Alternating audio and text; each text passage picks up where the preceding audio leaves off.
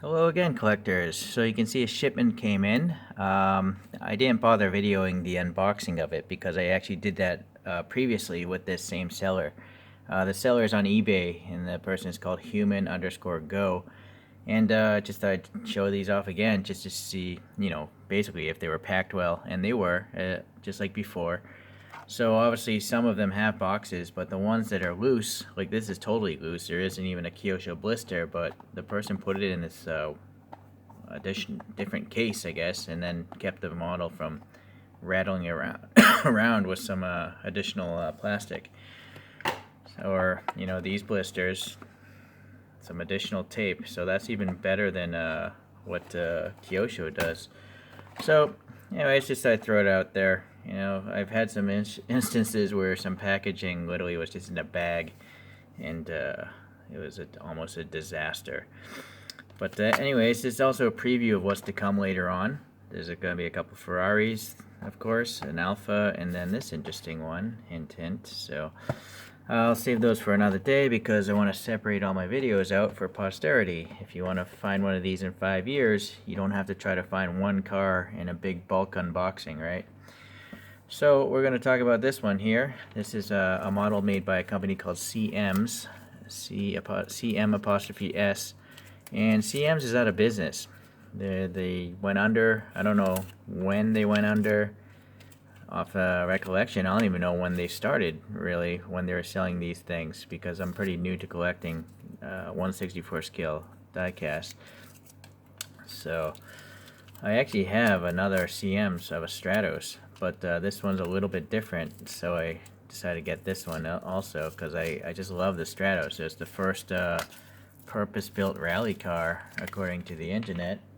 And I just remember having like Hot Wheels or Matchbox of these things as a kid, and just knew nothing about rally racing. I just thought it was a crazy, cool-looking car. I mean, it looks like a doorstop. Look at the wedge, right?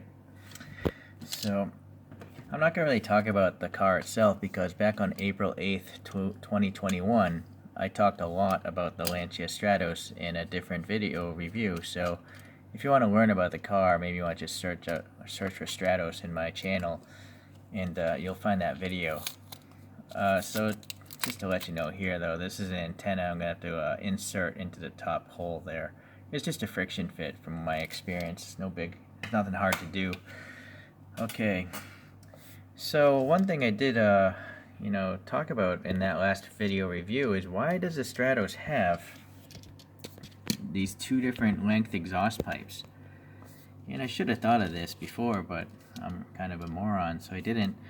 The engine is mounted transversely, so meaning the cylinder banks, there's 3 here, there's 3 there. Longitudinally would be more that way.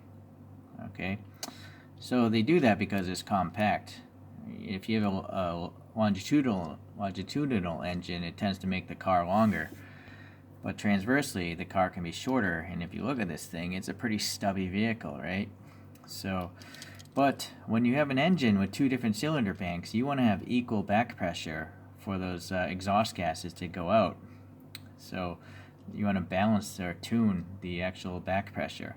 So if you can imagine 3 cylinders up front and 3 cylinders in back, but you want to keep an equal length exhaust headers, that is why the exhaust pipes are a different length.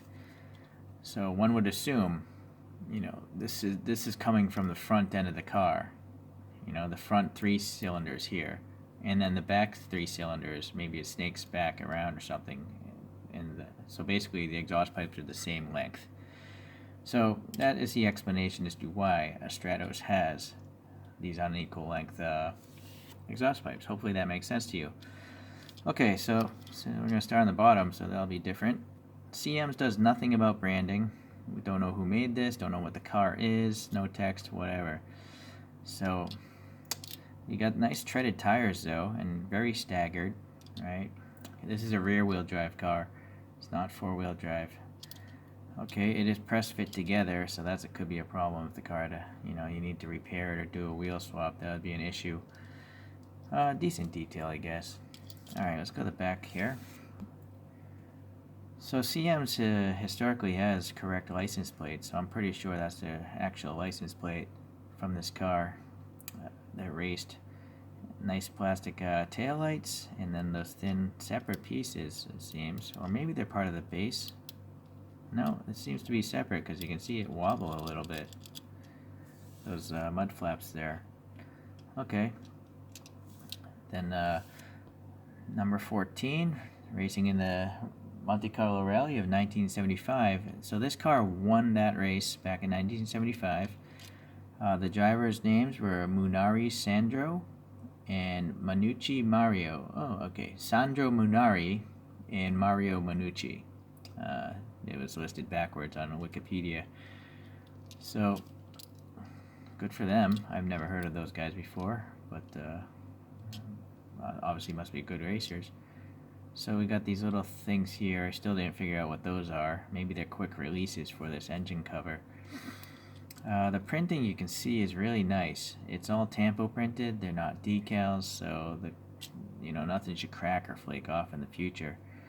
You can see there's a little black here on this door handle. There's a little black for this latch to hold the whole rear shell on. This is I don't know, probably a fuel filler door. Maybe it's pivots on this silver thing, and then there's a fuel cap under there because it's on both sides. Yeah, I think that's the fuel filler. Looking at the photo back behind on computer screen. So, okay, this time we got some nice gold wheels, and there is air passing between those spokes. It's not blanked off like say on Aoshima. So, yeah, there you go. You can see the light there. The front end really nice because we have 6 individual pieces of plastic for these headlights. So this is fantastic. This model cost probably $10 at retail whenever it was sold originally. So this thing has 6 pieces of plastic, but nowadays, like, companies are getting so lazy or cheap. Like, they only have 2 pieces of plastic. They don't put plastic where the turn signals are, that kind of thing. I don't know why they're skimping out. It's lame, right?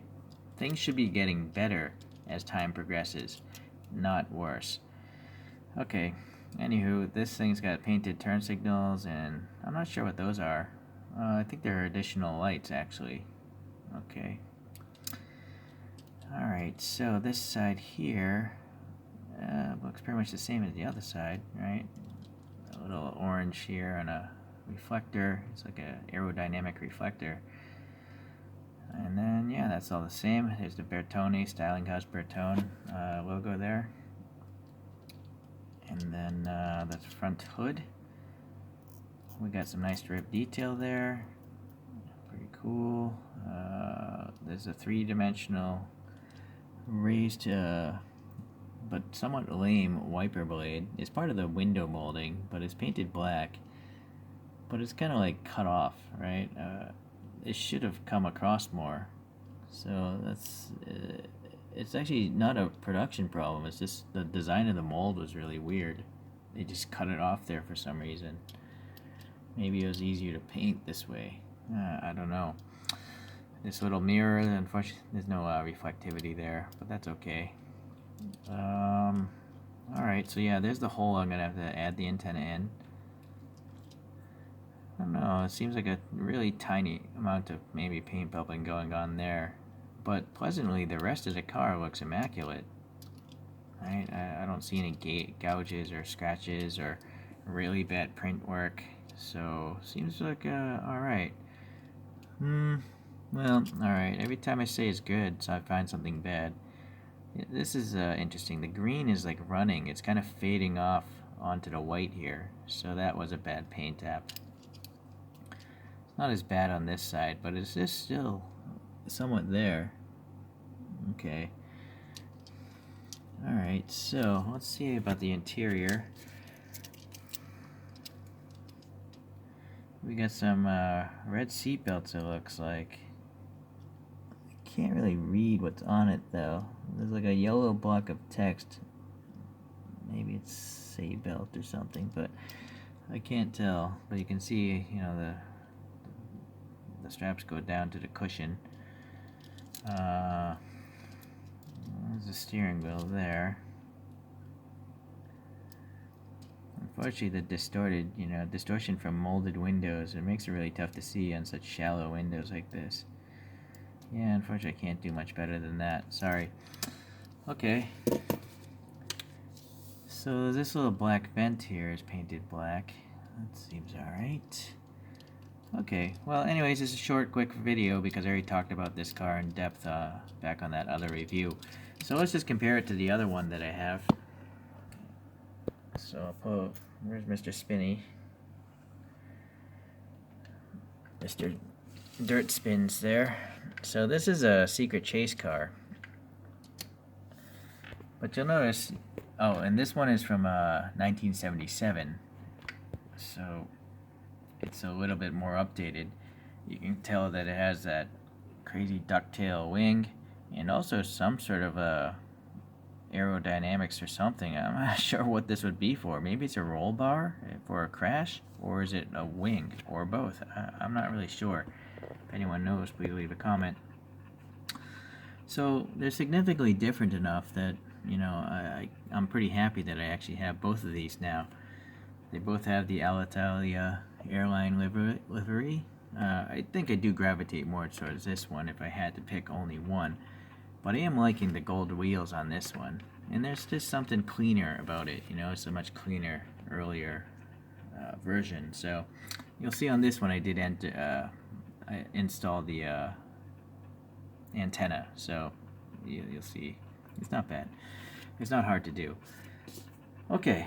And just for fun, I'm going to throw up the Tomica one I found at a garage sale. This thing is old and beat up and out of scale. This is 157 scale and it's from 1977. So yeah, you can definitely see it's a bigger vehicle. But speaking of which, if you look at the photo back here, this is a pretty small vehicle in real life. I mean, these two dudes look really, you know, they look huge. Granted, they're wearing helmets, but I mean, look how small the cockpit is with these guys. So this is a small car in real life. In fact, let's bring back like that Kyosho Panamera, is it? Alright, so these are both supposedly 1/64 scale. Alright, so that's what happens over decades of safety and regulations. Whereas back here in the 70s, safety not as much of a concern. Okay, or they just didn't know better. The technology wasn't there. Alright then, well, it's a short video, but I love the Lancia Stratos, and so I had to get this other one, and now I guess my collection is complete. Or not, maybe not, who knows what will happen in the future. I think Mini GT is coming out with some rally cars, so it wouldn't surprise me if someday they come out with one of these. So, alright, we'll see you guys hopefully when that happens. Thanks for watching.